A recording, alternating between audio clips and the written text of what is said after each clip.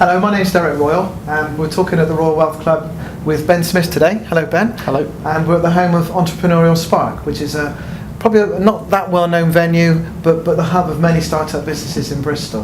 And Ben, I think you just come on board with eSpark.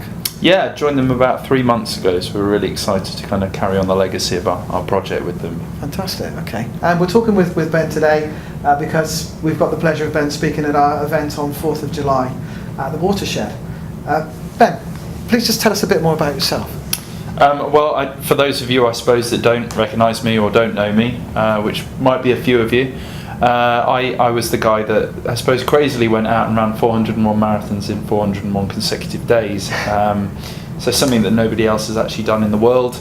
We raised over £330,000 Wow. for 2 anti-bullying charities and won a number of awards and changed a number of lives throughout the UK. So, yeah, it's, I suppose that's me in a nutshell at the moment. And I think the big question that we're all asking is why? Number of reasons why. What a lot of people don't realise is that I didn't actually run 4 years ago. I only started running shortly after I suffered from a TIA at the age of 29, so an incomplete stroke.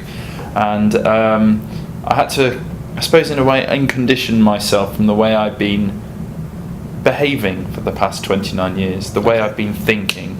I was really quite badly bullied at school, and that had affected my confidence and self-esteem right the way through my kind of early years, to the degree where at 18 I tried to take my own life, and again at 21.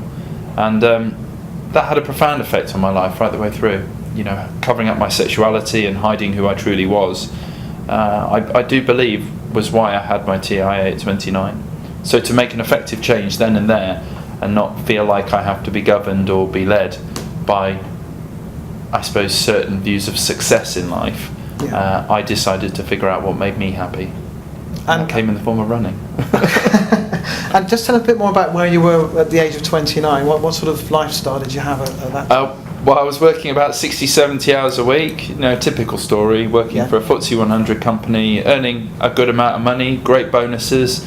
I had everything, I suppose, that you could deem to be successful in life: the car, the house, the wife, the bonuses, the holidays every year, the nice materialistic things. But what I didn't have was, I suppose, the happiness in here.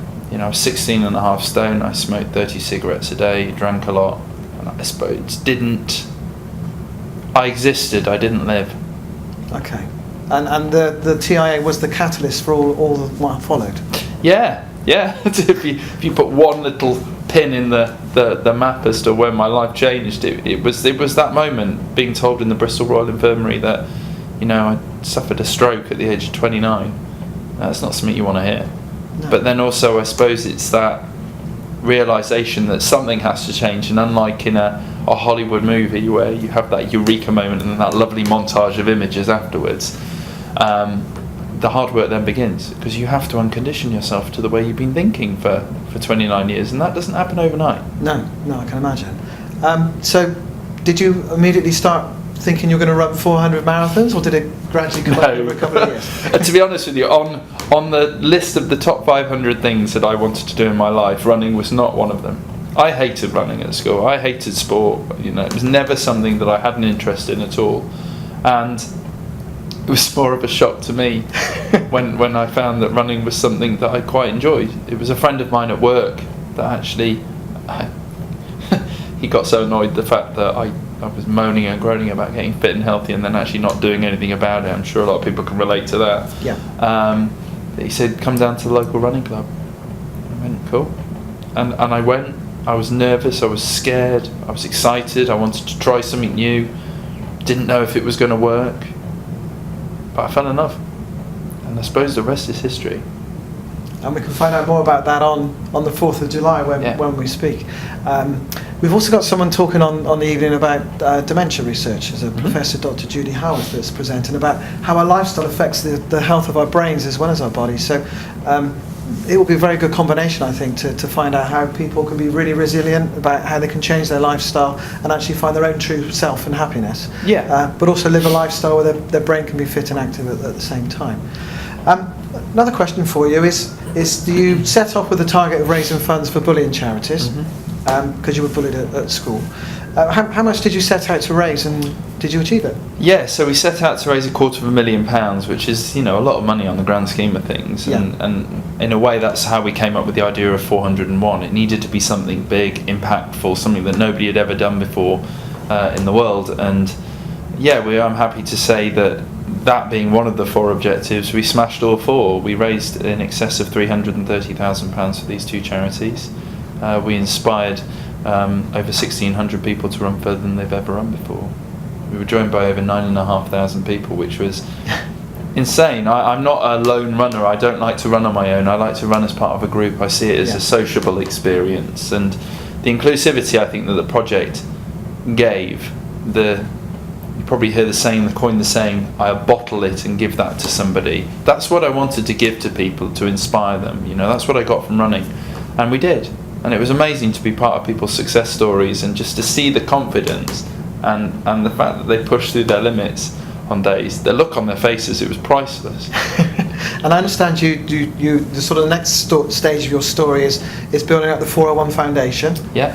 And you do a lot of presentation at schools to inspire school children. Yeah, so there's kind of a few multi-levels to what it is that we do. So we still have the 401 Challenge arm, which is motivational speaking, so what I'm going to be talking to you about later on. And then I go into schools. We've been into around 184 schools since the project began. We did 101 of those during the project.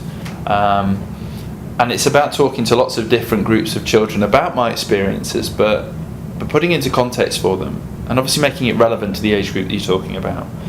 I also talk in corporates and at charity functions, and all that then funds, I suppose, the setup of the foundation, which is a grant-based foundation that we're looking to carry on the legacy of what it was that we created. So building confidence and self-esteem, but also tackling the likes of mental health and self-development issues. And that will be in small community projects around the country. So we're looking forward to starting that. Yeah, it's a lot of hard work. But very enjoyable, and that's your purpose moving forward. Yeah, and do you know what? I never thought it would be. I never really thought about where my life would be. If somebody had said to me 5 years ago, you would be sat in this position now, I don't think I would have believed you. But being open and being honest with who I was and understanding what made me happy in my soul, not what made me happy in here. Yeah. I think that gave me the direction and the kick up the backside that I needed, I suppose.